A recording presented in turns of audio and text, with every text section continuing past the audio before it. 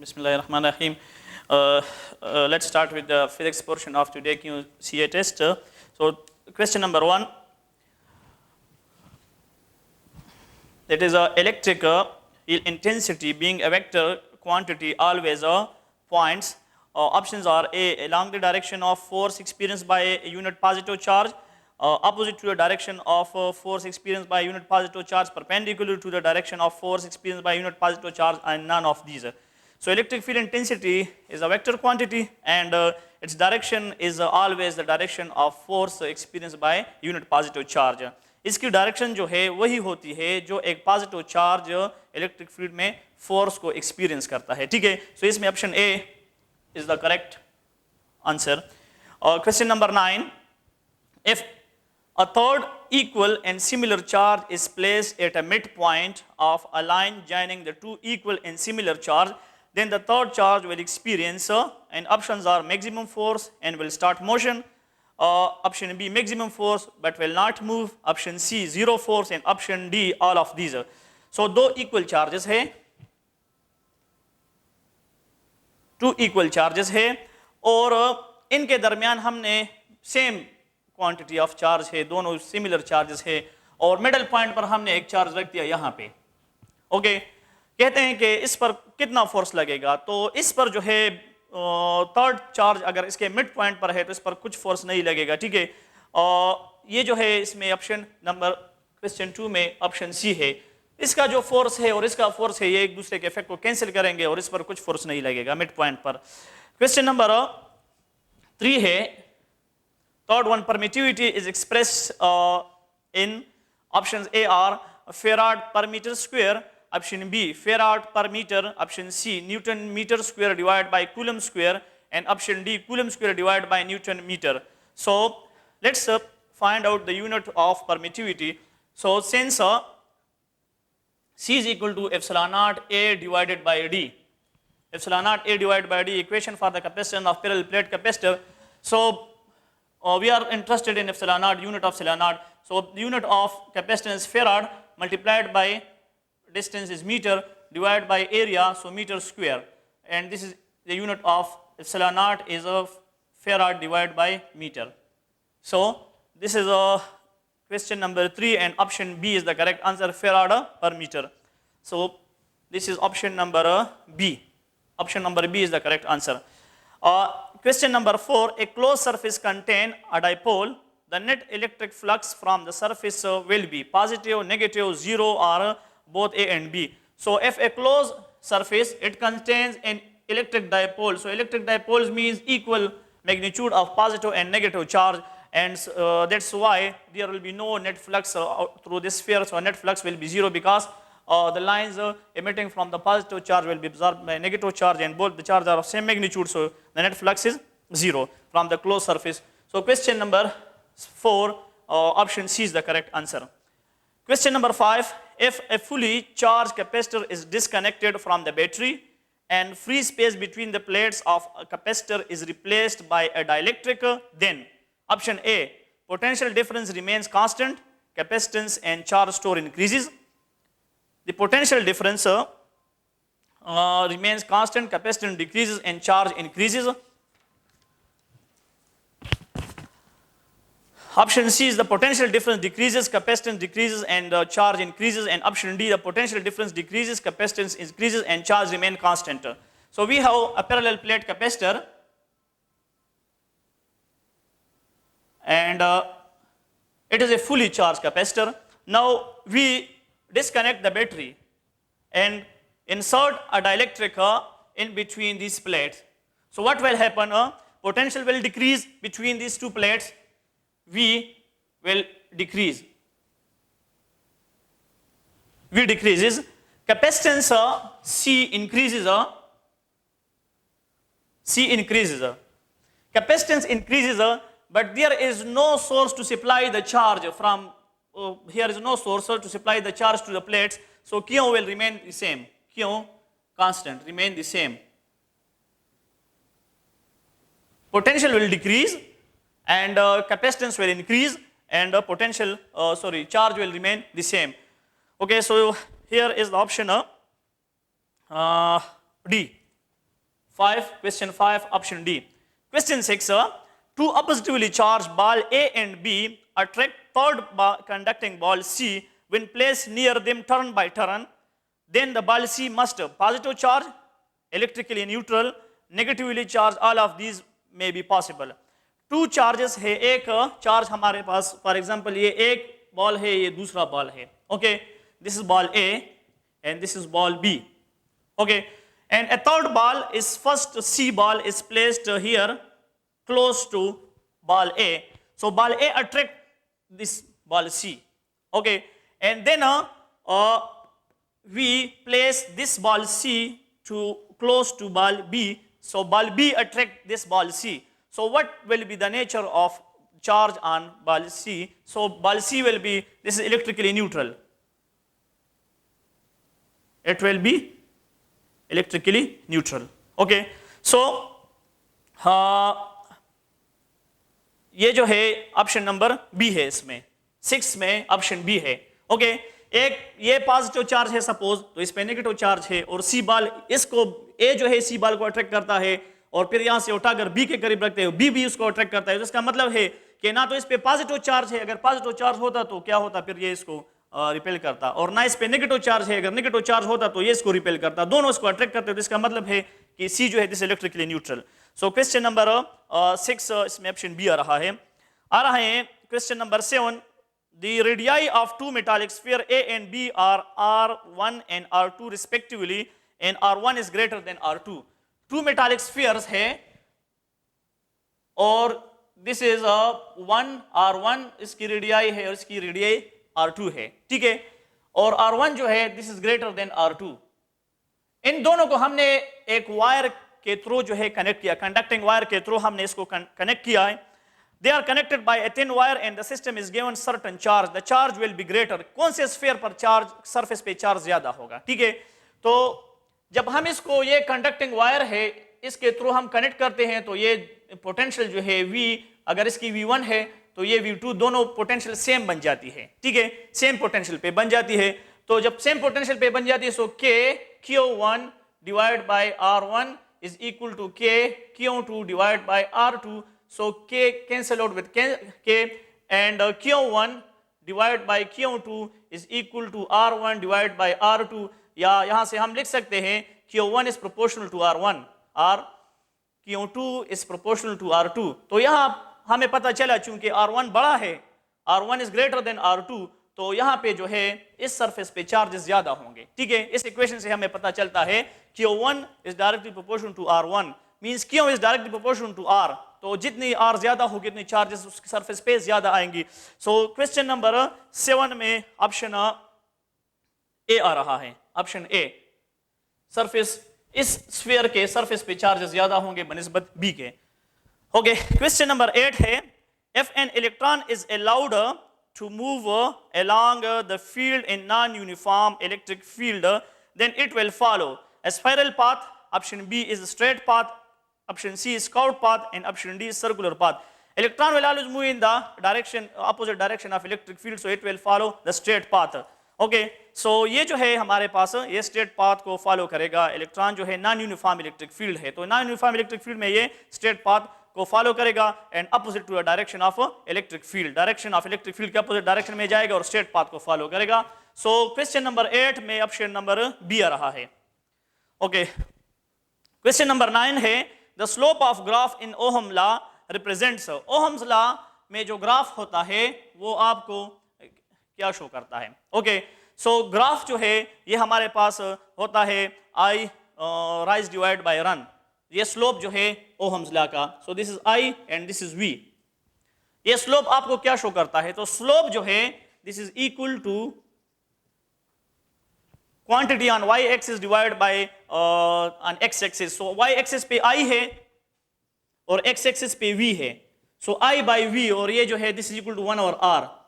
तो इसमें ये दोनों ऑप्शन मौजूद है, दोनों ऑप्शन मौजूद है क्वेश्चन में। R है ऑप्शन A, B जो है ऑप्शन B 1 ओवर R है, option C I divide by V है, और ऑप्शन D है बोथ B एंड C। सो इसमें both B and C option ठीक है। ओके, सो ये जो है हमारे पास क्वेश्चन नंबर 9 में ऑप्शन D आ रहा है, both B and C। Question 10 है, 3, 40 watt bulb are connected in parallel. 3 bulbs है और इन्होंने हमने क्या किया है, पैरेलल कनेक्ट किया है। तीनों की पावर रेटिंग जो है 40 वाट है। If one bulb burns then other, question जो है ऑप्शंस गिवन है, other 2 will be light, other 2 will not light. Option C है a huge current will flow in the main line, and option D है both B and C। So 40 question number 10 जो है, parallel में अगर एक bulb जो है वो फ्यूज हो जाए तो बाकी जो है उस पर कुछ फर्क नहीं पड़ता, वो ऑन ही रहेंगे। लेकिन अगर सीरीज में एक बल्ब फ्यूज हो जाए तो फिर जो है सीरीज में जितने भी लगे हो वो सारे जो है वो फ्यूज हो जाएंगे। ओके, तो पैरेलल में हमें डायरेक्ट जो है सोर्स के साथ कनेक्ट होते हैं, तो एक जल जाए तो और पे कुछ फर्क नहीं पड़ता और they will remain bright. So question number 10 में ऑप्शन ए आ रहा है, ऑप्शन ए। क्वेश्चन नंबर 11 में आते हैं, 2 लैम्प्स आर कनेक्टेड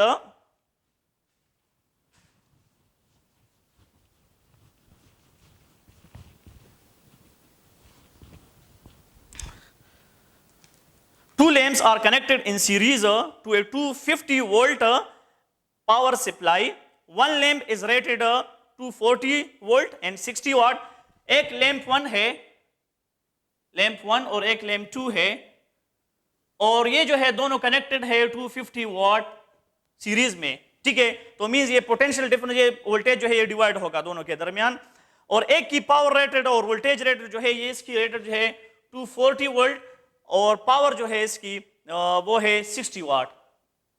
ओके, और दूसरे की जो है ये 10 वोल्ट है और पावर जो है ये गिवन है, रेटेड पावर है 2.5 वाट।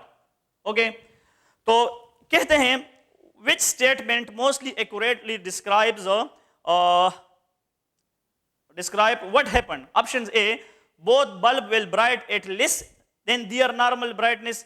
Option B, both bulb will bright at their normal brightness. Option C, only 240 volt bulb will light, and option D, 10 volt bulb will blow. So ये जो है इसमें ऑप्शन बी आ रहा है, both bulbs will bright at their normal brightness। दोनों bulb जो है ये नॉर्मल ब्राइटनेस पे ही जो है, सो इसमें ऑप्शन बी आ रहा है। किस तरह आ रहा है?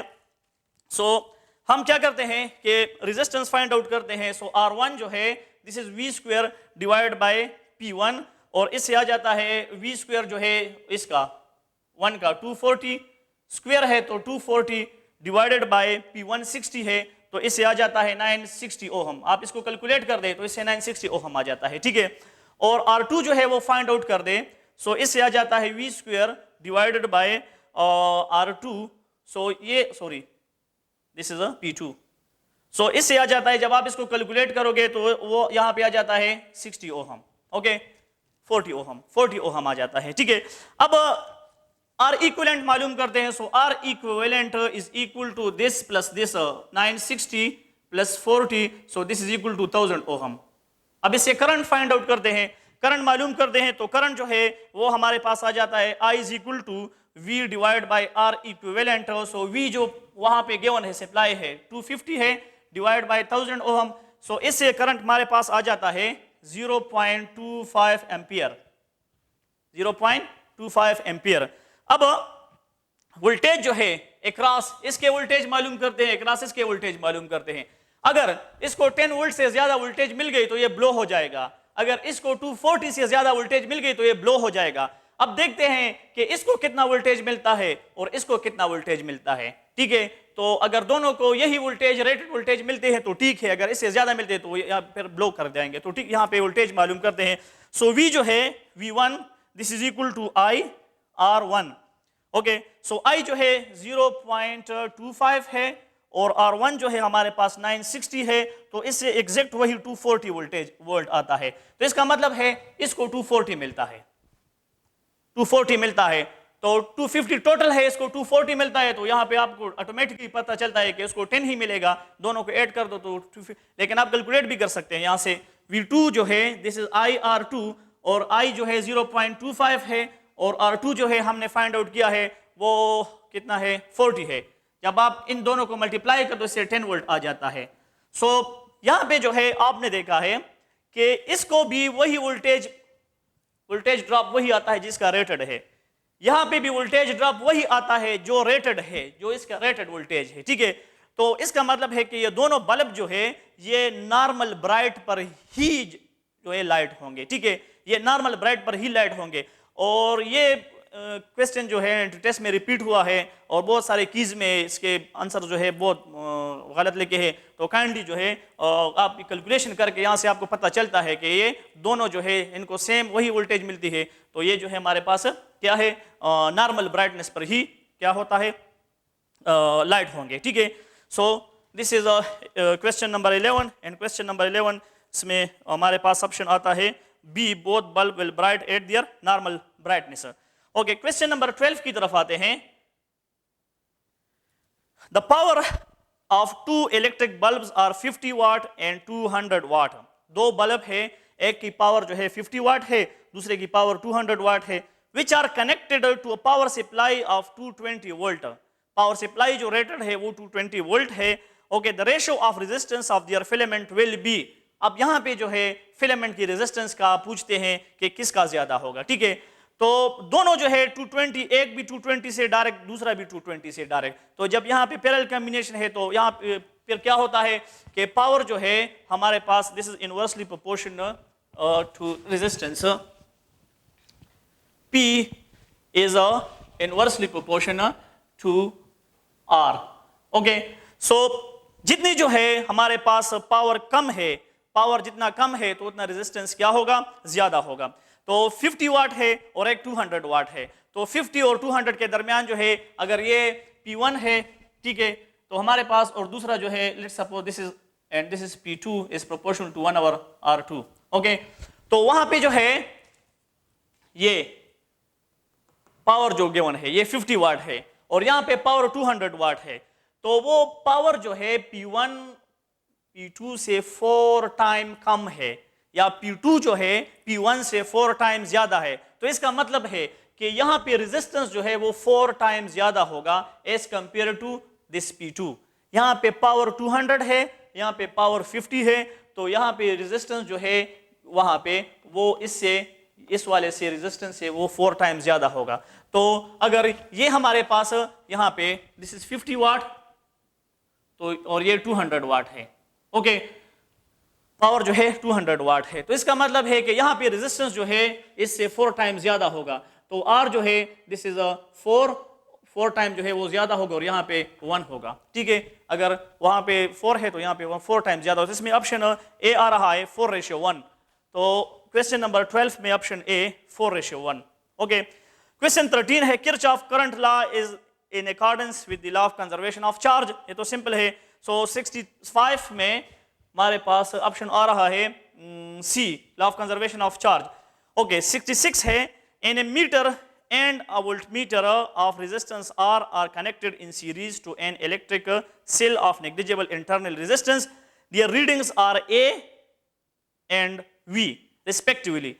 If another resistance is connected in parallel with the voltmeter, now then option क्या है, एमीटर है, क्वेश्चन है एमीटर है, वोल्टमीटर है और रेजिस्टेंस R के साथ जो है कनेक्टेड है। फिर कहता है कि एमीटर जो रीडिंग बताता है वो A है, वोल्टमीटर जो रीडिंग बताते हैं वो V है, और if another resistance is connected in parallel, अगर एक रेजिस्टेंस को हम पैरेलल में कनेक्ट कर दे तो फिर क्या होगा, ऑप्शंस आर, वोल्टमीटर के साथ अगर हम एक रेजिस्टेंस को पैरेलल में कनेक्ट कर दे तो ऑप्शंस है both A and V will increase, current और वोल्टेज दोनों इंक्रीज हो जाएंगे। तो कॉमन सेंस की बात है, जब रेजिस्टेंस हम कनेक्ट कर देते हैं, ठीक है, तो यहाँ पे क्या होता है कि वोल्टेज जो है वो ड्रॉप हमारे पास आएगा, ठीक है। बोथ ऑप्शन बी है both A and V will decrease, दोनों जो है डिक्रीज होंगे। ऑप्शन सी है A will decrease and V will increase, and option D है A will increase and V will decrease. चूंकि ये रेजिस्टेंस पैरेलल में लगा है तो पैरेलल में लगा है तो हमारे पास रेजिस्टेंस जब पैरेलल लगता है सर्किट में तो कम होता है, तो करंट जो है वो इंक्रीज हो जाएगा और वी जो है हमारे पास क्या हो जाएगा, it will decrease. So option D जो है ये इसमें ठीक है। Sorry, this is question number 13. This is question number 14. This is option D. Okay. Question number 19 है the resistance of a wire is R if the length of wire is doubled by stitching, एक wire को हम stitch करते हैं, then the new resistance will be, अगर एक resistance of wire इसका resistance R है, okay, अब लेंथ है, if the length of the wire is doubled by stitching, length को हम क्या करते हैं, डबल करते हैं by stitching, then the new resistance will be, so simple equation हमारे पास R dash new resistance, this is equal to n square R, R जो है वो ओल्ड रेजिस्टेंस है वायर की, फिर हमने जब इसको 2 टाइम्स स्ट्रिच किया तो हमारे पास न्यू रेजिस्टेंस है, तो न्यू रेजिस्टेंस जो है 2 टाइम्स स्ट्रिच किया तो n को 2 पुट कर दो तो 2 स्क्वायर और R तो ये 4R बन जाएगा, so R dash is equal to 4R बन जाएगा। तो इसमें ऑप्शन नंबर बी आ रहा है, 15 में ऑप्शन बी। फिर जो है 73 है, सॉरी 16 है, a resistor R1 dissipates the power P when connected to a certain generator. If the resistor R2 is put in series with R1, the power dissipated by R1 will, option A, decreases, increases, remain the same, both B and C are possible. So power जो है वो तो constant है, ठीक है, एक resistor लगा है तो सारा power across उसके drop होगा, ठीक है। अब हमने सीरीज में दूसरा रेजिस्टर भी लगा दिया तो पावर तो वही है, वो तो सोर्स से जितना मिल रहा है वो वही है, लेकिन रेजिस्टर हमने 2 लगा दिए तो आधा पावर अब एक रेजिस्टर के अक्रॉस ड्रॉप होगा, आधा पावर जो है दूसरे रेजिस्टर के अक्रॉस होगा। तो R1 के अक्रॉस कहते हैं पावर ड्रॉप क्या होगा, तो R1 के अक्रॉस अब कम हो जाएगा। फॉर एग्जांपल P जो है दिस इज 10 वाट और एक रेजिस्टर लगा है, जस्ट 1 रेजिस्टर, तो सारा पावर जो है यहां पे आ जाएगा इसके अक्रॉस। अब हमने दूसरा रेजिस्टर भी लगा दिया R1 और R2 सर्किट में, पावर वही है, अब ये पावर जो है दोनों में डिस्ट्रीब्यूट हो जाएगा, अगर दोनों इक्वल है तो 5 और यहां पे भी 5 वाट। तो कहते हैं कि जब दूसरा रेजिस्टर लगा दिया तो अक्रॉस R1 पावर के वैल्यू पे क्या फर्क पड़ता है, तो पहले 10 था और अब 5 बन गया, तो डिक्रीज पावर जो है वो क्या हो गया, it decreases. So option A, this is 16, option A is the correct one. Question number 17. Two wires lying close to each other and carrying current in opposite direction will not affect each other, attract each other, repel each other and none. So दो wires है, अगर opposite direction में current carry करते हैं so they will repel each other. एक wire जो है इस तरह और एक इस तरह, एक करंट इस तरफ लेके जा रहा है, दूसरा करंट इस तरफ लेके आ रहा है, ठीक है। तो ये एक दूसरे को क्या करते हैं, एक दूसरे को रिपेल करते हैं, मैग्नेटिक फील्ड मालूम कर दे, सो ये जो है दे विल रिपेल ईच अदर।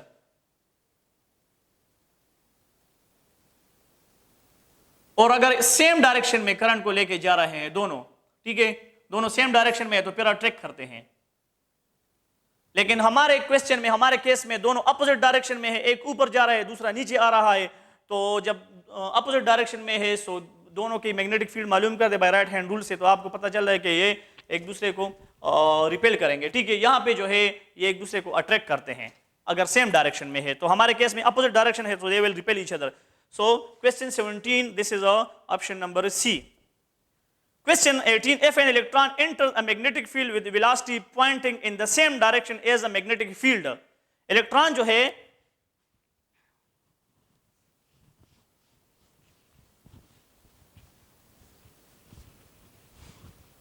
एक इलेक्ट्रॉन है और वो मैग्नेटिक फील्ड के डायरेक्शन में जो है वो मोशन स्टार्ट करता है, तो कहता है कि इस पर वेलोसिटी पर जो है फिर क्या इफेक्ट पड़ेगा, क्या होगा इलेक्ट्रॉन के साथ। Electron will turns to right, it will turns to a left, velocity of electron will increase, the velocity of electron will remain the same।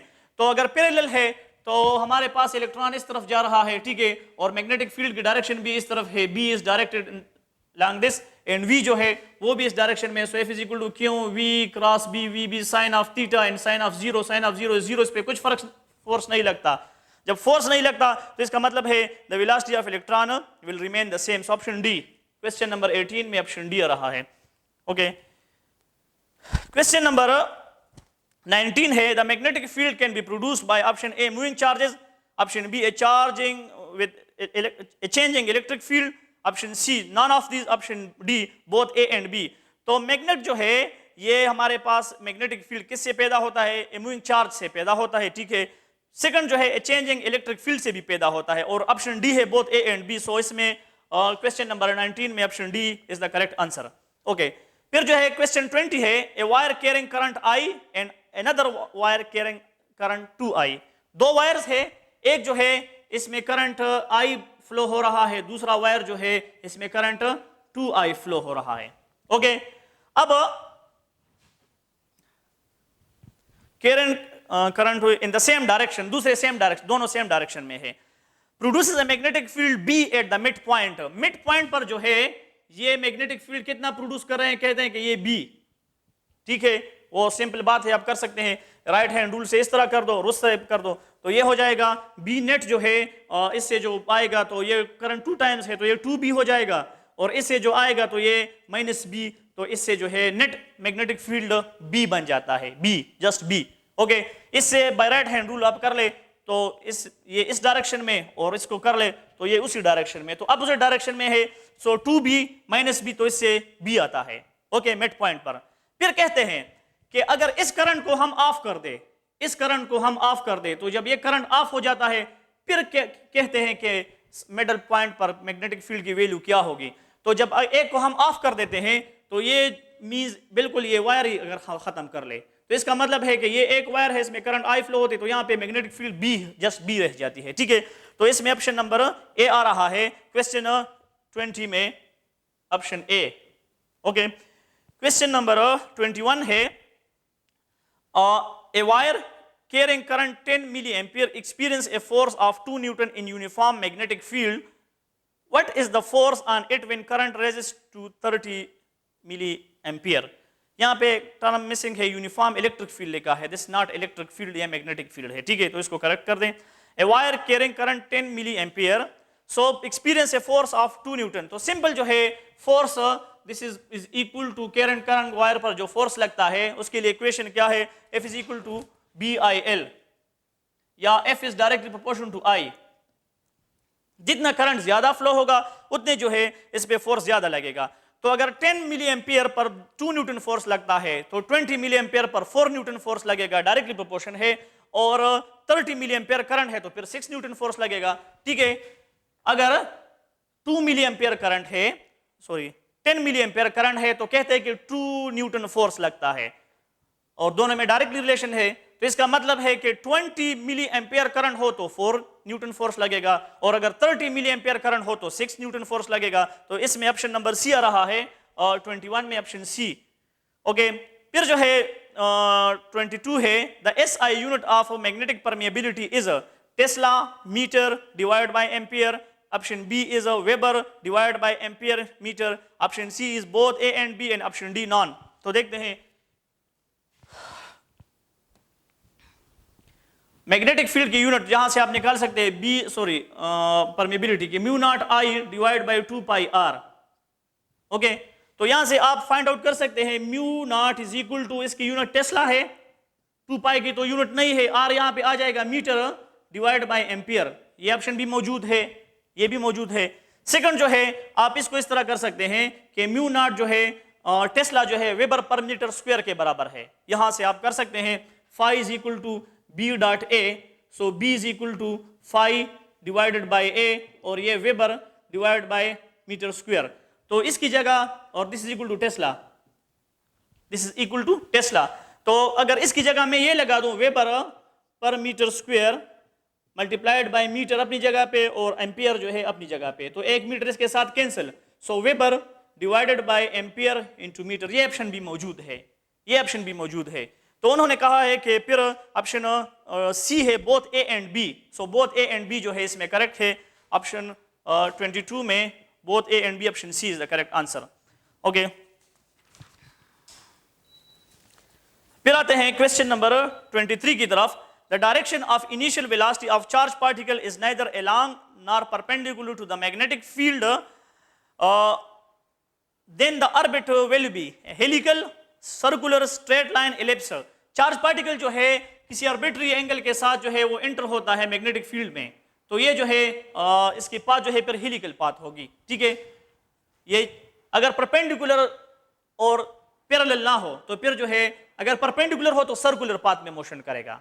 Charge particle magnetic field में परपेंडिकुलर एंटर हो जाए तो circular, अगर parallel enter हो जाए तो उस पर कुछ फोर्स नहीं लगता, और अगर ना परपेंडिकुलर हो और ना पैरेलल हो तो फिर ये हेलिकल पाथ पे मोशन करता है, इस तरह हेलिकल पाथ पे ये मोशन करता है। तो इसमें option number A. Question number 23 में ऑप्शन ए। क्वेश्चन नंबर 24 है, a solenoid B has twice radius and 6 time the number of turns per unit length a solenoid A. दो सोलेनॉइड है, एक की radius twice the other, okay, और एक में number of turn जो है 6 टाइम्स दूसरे से ज्यादा है।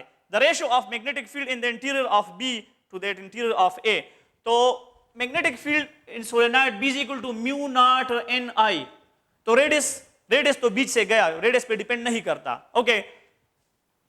ये जो है हमारे पास कहते हैं कि एक बी ए, this is directly proportional to n, directly proportional to n.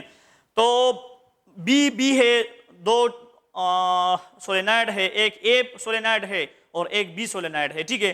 तो बी में जो है इसमें नंबर ऑफ टर्न जो है वो 6 टाइम ए से ज्यादा है, 6 टाइम ए से ज्यादा है। Number of turn in B this is equal to 6 time n of A. अगर एन में एक टर्न है तो बी में 6 टर्न्स है, ठीक है, 6 टाइम्स जो है ये उससे ज्यादा है।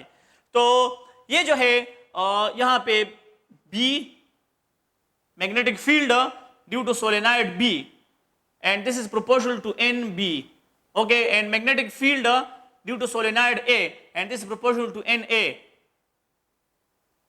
Here is some constant, ये बाकी चीजें constant है बीच में, ठीक है। तो ये जो है यहाँ पे this is a 6NA divided by NA, तो ये और ये कैंसिल, सो ये 6 बन जाता है, ठीक है, 6 टाइम। तो इसमें ऑप्शन नंबर बी आ रहा है। क्वेश्चन नंबर 24 में ऑप्शन बी 6 टाइम वो ज्यादा होगा। 25 की तरफ आते हैं। The dimension of self inductance are. Self inductance की डायमेंशन फाइंड आउट करते हैं।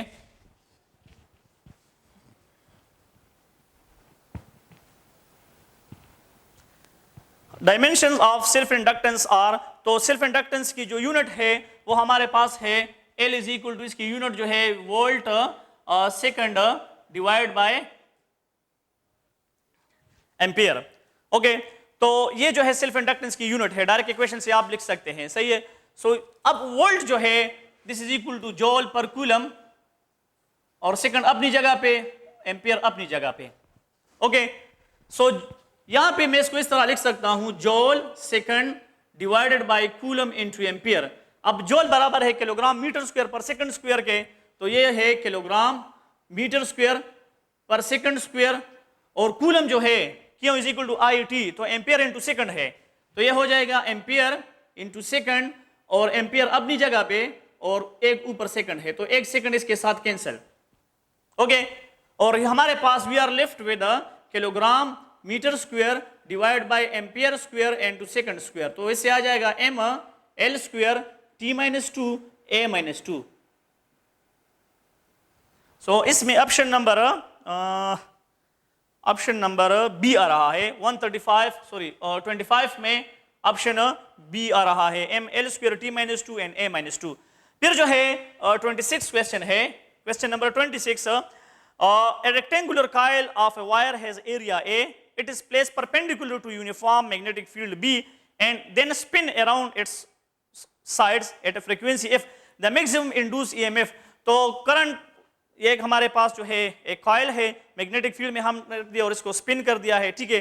तो कहते हैं कि मैक्सिमम इंड्यूस ईएमएफ, तो मैक्सिमम इंड्यूस ईएमएफ के लिए जो इक्वेशन है वो हमारे पास है E is equal to n omega A B, okay. So ये मैक्सिमम इंड्यूस ईएमएफ के लिए इक्वेशन है। एन जो है एक कॉइल है, सो 1, और ओमेगा जो है 2 पाई एफ के बराबर है, omega is equal to 2 pi F.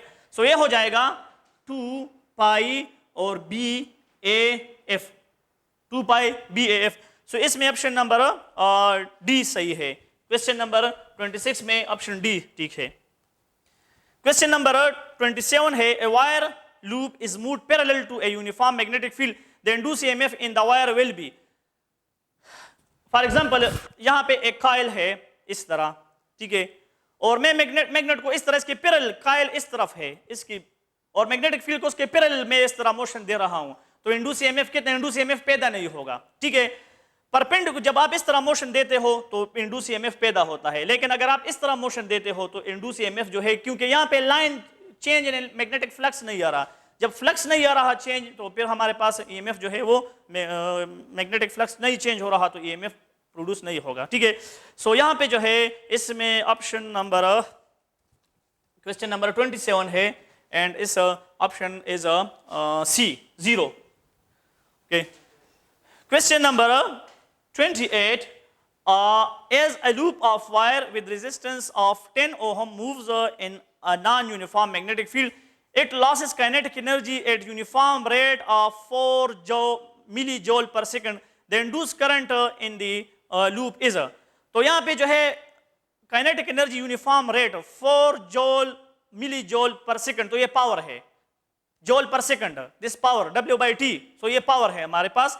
और रेजिस्टेंस भी गिवन है, कहते हैं कि आप फाइंड आउट कर दे, करंट को फाइंड आउट कर दे, ठीक है। तो पावर जो है हमारे पास गिवन है, या पावर मालूम भी कर सकते हैं जिस तरह, पावर जो है this is equal to W/T और काइनेटिक एनर्जी बाई T।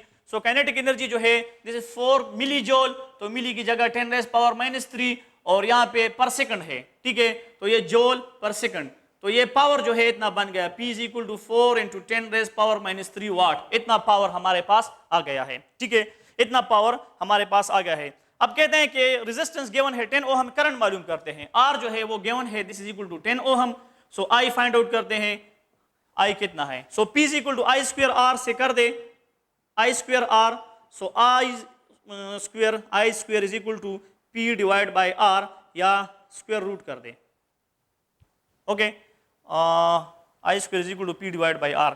सो यहाँ से जो है आप सिंपली जो है फाइंड आउट कर दे, वैल्यूज पुट कर दे, P की वैल्यू भी गिवन है आपके पास और R की वैल्यू भी गिवन है, ठीक है। तो जब आप इसको कैलकुलेट करोगे तो हमारे पास आ जाएगा 20 milli ampere, option number D. Okay, इसमें वैल्यूज पुट कर दे, दोनों वैल्यू गिवन है, ये भी पुट कर दे, ये भी पुट कर दे, और आप इसका फाइंड आउट कर दे तो इससे आ जाएगा 20 मिली एम्पियर से question number 28, option D is the correct answer. Okay, 20 milli ampere इसको कैलकुलेट कर दे तो आपके पास वैल्यू आ जाएगी। ओके, फिर जो है क्वेश्चन नंबर 29 है, a series AC circuit consist of an inductor and capacitor. The inductance and capacitance respectively 1 Henry and 25 microfarad. If the current is maximum in the circuit, then the angular frequency will be. तो circuit में current कब maximum होगा, जब ये दोनों resonance condition पे दोनों बराबर होंगे, तब जो है करंट जो है वो मैक्सिमम होगा। तो रेजोनेंस कंडीशन पर हमारे पास जो है वो क्या होता है, XL और C जो है XC ये आपस में इक्वल होंगे, ठीक है। तो जब ये दोनों रेजोनेंस में होंगे तो हमारे पास XL = XC, और इससे डायरेक्ट जो है मैं इक्वेशन लिख देता हूं, ओमेगा = 1/LC√, ठीक है। दोनों जो है रेजोनेंस पे, करंट जो है मैक्सिमम, तो मैक्सिमम कब होगा, जब रेजोनेंस होगा, और जब रेजोनेंस होगी तो इससे आप कैलकुलेट कर सकते हैं डायरेक्ट इस इक्वेशंस, ठीक है।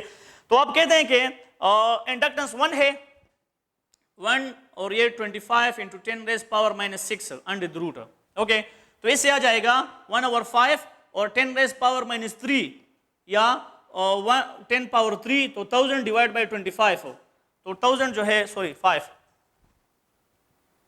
1000 को 5 पे डिवाइड कर दो तो इससे आ जाएगा 200। ओके, सो इसमें ऑप्शन आ रहा है ऑप्शन ए, 29 में ऑप्शन ए आ रहा है। 30 जो है, a stream of electrons is projected horizontally to the right. A stream of electron जो है इसको हमने हॉरिजॉन्टली प्रोजेक्ट किया है टू द राइट की तरफ, this right direction. So electron जो है, स्ट्रीम ऑफ इलेक्ट्रॉन है वो इस तरह जा रहे हैं टुवर्ड्स द राइट की तरफ जा रहे हैं। फिर कहता है a straight conductor carrying a current is supported parallel to the electron stream and above it. एक स्ट्रेट कंडक्टर है और इसको हमने इस तरह रखा हुआ है और ये इलेक्ट्रॉन के स्ट्रीम के ऊपर है, और कहता है करंट को लेके जा रहा है from left to right.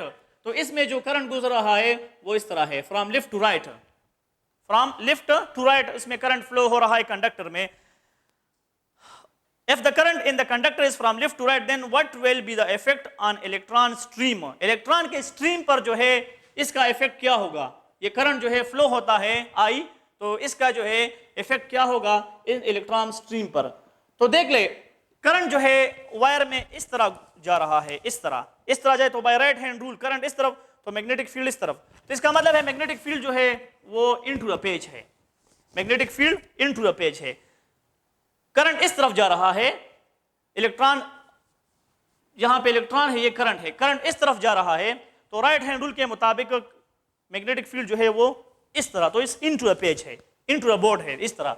Magnetic field की डायरेक्शन इस तरफ है, और ये अब देखते हैं कि इलेक्ट्रॉन कहां जाएंगे, ये ऊपर जाएंगे या नीचे जाएंगे। ऑप्शन जो है वो गिवन है, electron will stream will pull upward, electron stream will pull downward, electron stream will be retarded and the electron beam will be speeded up towards the right. तो देखते हैं क्या होता है।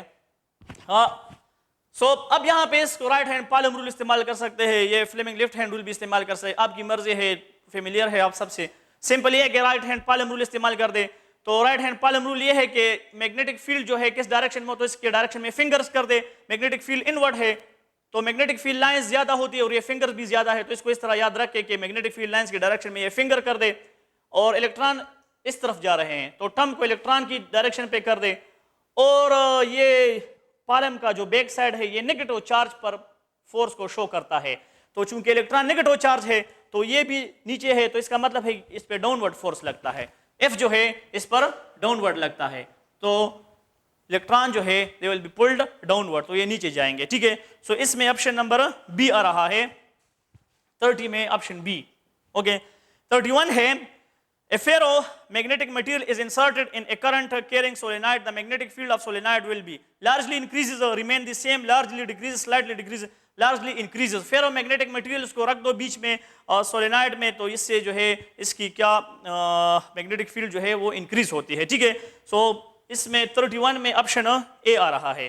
32 में लेंज़ लॉ जो है gives the magnitude of induced EMF, the direction of induced current, both magnitude and direction of induced current, the magnitude of induced current. So it only gives the direction of induced current, ये direction of induced current के बारे में हमें बताता है। So इसमें option B आ रहा है, the direction of induced current। फिर जो क्वेश्चन नंबर 33 है, in a transformer the coefficient of mutual inductance between primary and secondary coil is 0.2 Henry. When the current changes by 5 ampere per second in the primary coil, the induced EMF then in the secondary coil will be, options are 5 volt, B option is 1 volt, 25 volt is the C option, and D option is 10 volt. So M जो है हमारे पास given है, this is equal to 0.2 Henry. अब M is equal to del I divided by del T. Okay, तो del I divided by del T कहते हैं कि this is ये जो है ये given है, this is 5, तो 0.2 मल्टीप्लाइड बाई 5, और अगर पॉइंट को खत्म कर दो 10 पे डिवाइड कर दो तो ये भी 10 बन गया, ये भी 10 बन गया, उससे 1 वोल्ट आता है। So answer is 1 volt. 175 sorry, question number 33 में this is option B. The power transmitted from a power supply from a power house on the high voltage AC, because आपने कहा है कि पावर हाउस से जो जहाँ पे बिजली पैदा होती है वहाँ से जो डोमेस्टिक यूज के लिए जो बिजली आती है घरों में शहरों में, तो बहुत हाई टेंशन वायर बना, हाई वोल्टेज करंट लो कर देते हैं और हाई वोल्टेज बना देते हैं। ठीक है, तो कहते हैं कि ये किस वजह से, किस मकसद के लिए, क्यों, फिर यहाँ पे दोबारा ट्रांसफार्मर लगा अगर हम इसको स्टेप डाउन करते हैं तो क्यों वहाँ पे इसको स्टेप अप करते हैं इतने हाई, तो वजह क्या है? Option A, electric current travel faster at higher voltage, high voltage पे इलेक्ट्रिक करंट फास्ट मोशन करता है, no. Option B, it is more economical due to less power loss, power waste जो है इसमें कम होता है, आई जो है करंट कम होता है, और वोल्टेज जब ज्यादा होती है तो हमारे पास क्या होता है, पावर लॉसेस जो है वो हमारे पास कम होते हैं। ठीक है, P is equal to I square R, तो यहाँ पे रेजिस्टेंस फिर कम होता है और ये हीट लॉसेस जो है हमारे पास कम होती है। तो इसमें ऑप्शन नंबर 34 में ऑप्शन नंबर बी आ रहा है, due to economical less power loss की वजह से। ठीक है, हाई वोल्टेज पर पावर लॉस हमारे पास कम होते हैं। ओके, फिर जो है क्वेश्चन नंबर 35 है, If instantaneous current is given by I is equal to 4 cos omega t plus 5 ampere, then the RMS value of current will be, instantaneous value जो है वो given है I is equal to 4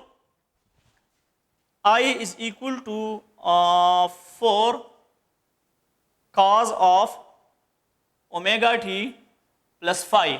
okay, तो कहते हैं कि IRMS find out कर दे, IRMS find out करना है, ठीक है। तो IRMS value of the current find out करना है, तो IRMS is equal to I naught divide by under the root 2, IRMS is equal to I naught divide by under the root 2, और I not जो है हमारे पास यहाँ से आप देख ले I is equal to I naught, तो ये I नॉट है, this 4, so 4 divide by under the root 2, या इसको मैं इस तरह लिख दूँ 2.2 divide by under the root 2, तो ये हो जाएगा 2 अंडर द रूट 2। ओके, तो इसमें option number A, option A आ रहा है। ओके, फिर जो है वो 36 है, इन एन एसी, बीच में question, okay, in an AC circuit I is equal to 100 sin 200t, then the time required for current to achieve its peak value will be, हमारे पास क्या है, गिवन है कि अगर करंट जो है 100 sin 200 और ये t है, देन द टाइम रिक्वायर्ड, तो टाइम हमने फाइंड आउट करना है, ओके, कि कितना है। तो ये हमारे पास एसी करंट जो साइनोसाइडल करंट के लिए ग्राफ है, तो साइन है, तो साइन मींस मिक्स यहाँ से t इज इक्वल टू 0 पे यहाँ से स्टार्ट होगा इस तरह, ये भी है, या अगर आप t इज इक्वल टू 0 से, तो यहाँ से स्टार्ट होगा, यहाँ से t इज इक्वल टू 0 से यहाँ से स्टार्ट हो गया, t इज इक्वल टू 0, ठीक है। अब कहते हैं कि यहाँ पे जो है कितने टाइम में पहुंचेगा यहाँ तक, ठीक है।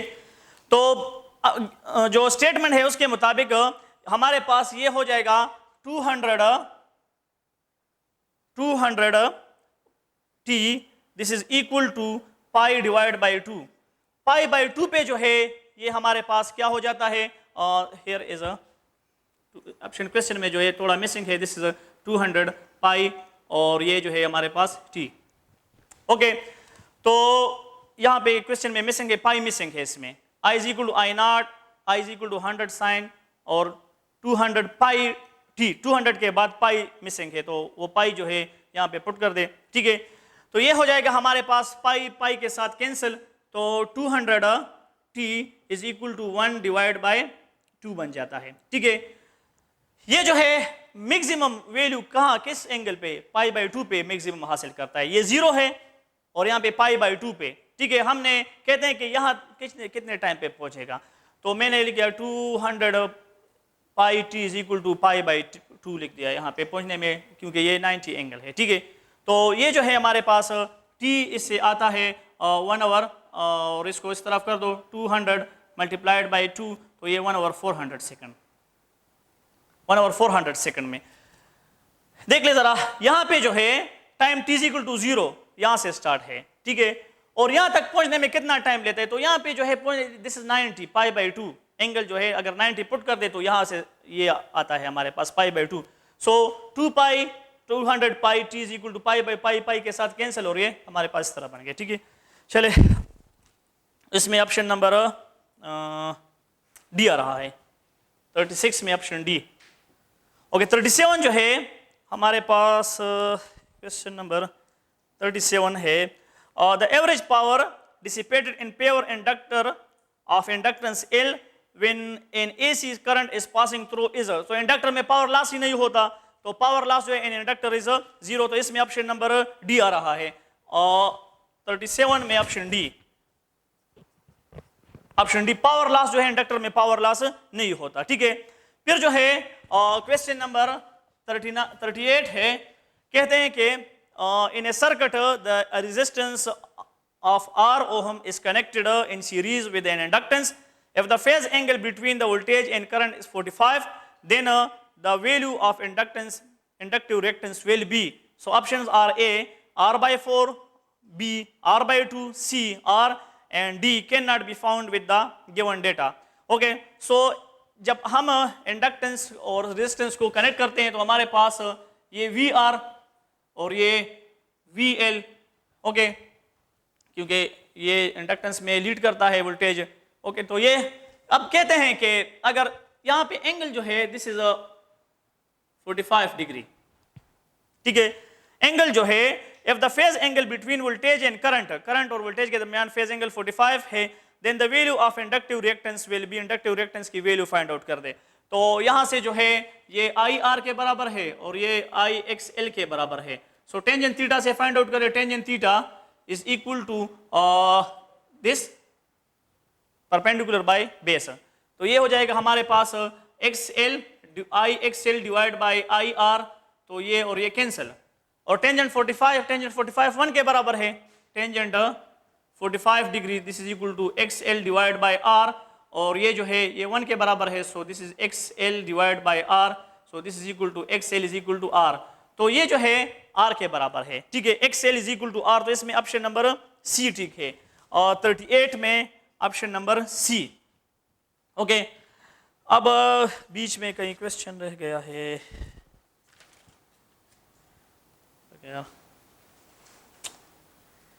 स्लोप बल्ब ये हो गया शफला सबर 4R decreases the two wires lying each other repel and enters the magnetic field velocity pointing same direction. The most magnetic produced same unit of carrying current direction of initial velocity of particle. So in height B damashu wire resistance 10 ohm damashu यार question पे की मैं चाहता नहीं लगोले आप के पादे छोड़ना चाहता।